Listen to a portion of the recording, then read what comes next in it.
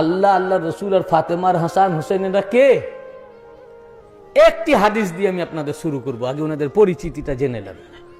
যখন কোনো কিছুই সৃষ্টি হয়নি, তার বহু আগে থেকে এই পাক পাঞ্জাতনে আতহারকে আল্লাহ পাক সৃষ্টি করেছে। বুঝেছেন না?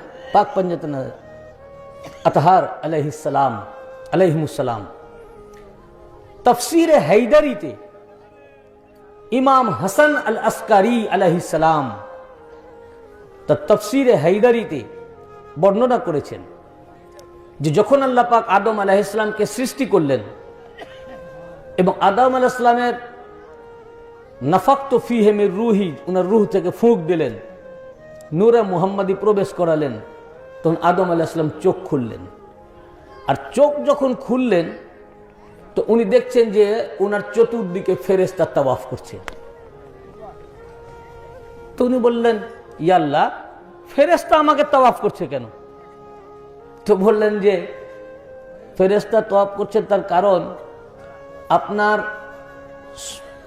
সুলব মুবারকে, পোস্ত মুবারকে নূরে মুহাম্মাদি পাক পাঞ্জাতনে আতহার পাকের নূর প্রবেশ করিয়ে দেওয়া হয়েছে।